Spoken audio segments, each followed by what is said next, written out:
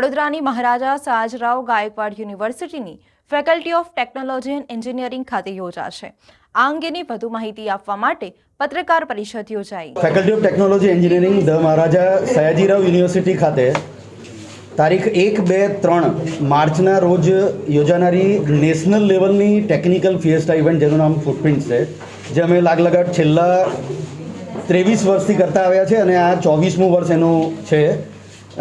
એ આ વખતે અમારા ફેકલ્ટી ઓફ ટેકનોલોજી એન્જિનિયરિંગ ખાતે તારીખ 1, 2, 3 માર્ચે અમે યોજવા જઈ રહ્યા છે। કઈ ખાસ એટ્રેક્શનમાં અમારે આ વખતે મેઇનલી જે ગેસ્ટ સ્પીકર આવે છે અમારા ફૂટપ્રિન્ટ્સ ઇવેન્ટમાં અમે ટેકનિકલ લેવલે અને દેશના અગ્રગણ્ય કહી શકાય એવા નામાંકિત વ્યક્તિઓને અમે ગેસ્ટ લેક્ચર આપવા માટે બોલાવીએ છીએ। એમાં પહેલું ગેસ્ટ લેક્ચર આપવા માટે આવવાના છે એડમિરલ કરમબીર સિંહ, જે નેશનલ મેરીટાઈમ ફાઉન્ડેશનના અને former chief of naval staff, જે આપણા 2021ના chief minister prime minister Modi સાહેબ સાથે જેમણે નેવલ ચીફનું પદ સંભાળેલું, એ ચેરમેન NMF અને former chief of naval staff એ એમના ગેસ્ટ લેક્ચર માટે આવી રહ્યા છે, એડમિરલ કરમબીર સિંહ। બીજા એક્સપર્ટ આવી રહ્યા છે જે ગેસ્ટ લેક્ચર માટે અને મોટિવેશનલ સ્પીકર તરીકે ખૂબ જાણીતા છે, જે સંજય રાવલ છે, જે એક એન્ટરપ્રેન્યોર, બિલ્ડર અને ઓથર છે। એમની બુક ઘણી ફેમસ છે, now I feel better than before.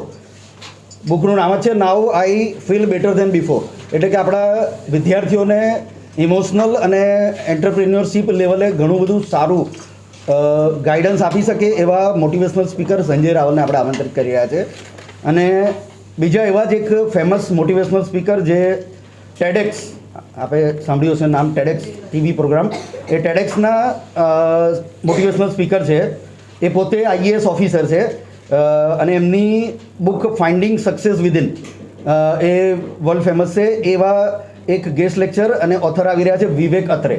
તો આ ત્રણ આપણા મેઇન આકર્ષણ છે, જેમના ગેસ્ટ લેક્ચર 1 અને 2 તારીખે આપણે વિદ્યાર્થીઓ અને ટીચર અને તમામ વડોદરાની જનતા માટે આપણે રજૂ કરી રહ્યા છે।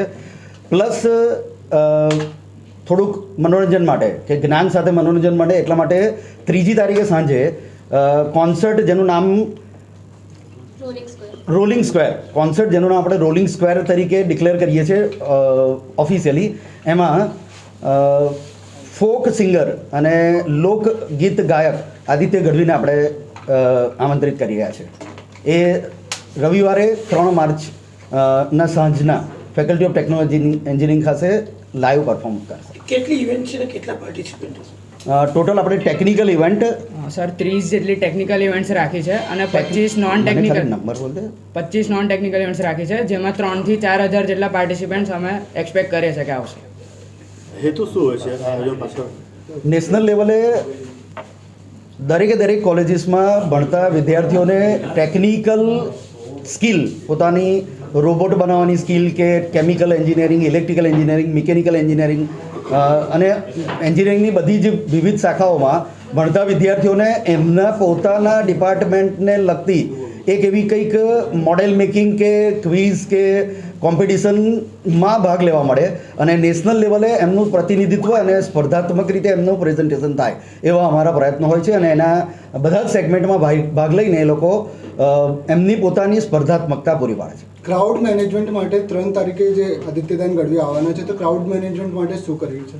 ક્રાઉડ મેનેજમેન્ટ માટે અમે પોલીસ કમિશનર કચેરીનો સંપર્ક સાધી અને એના માટે જરૂરી પડે એવા બધા જ જે પગલાં લેવામાં આવે એ પ્રયત્ન કરી રહ્યા છે। ગ્રાઉન્ડ કેપેસિટી કેટલાની છે?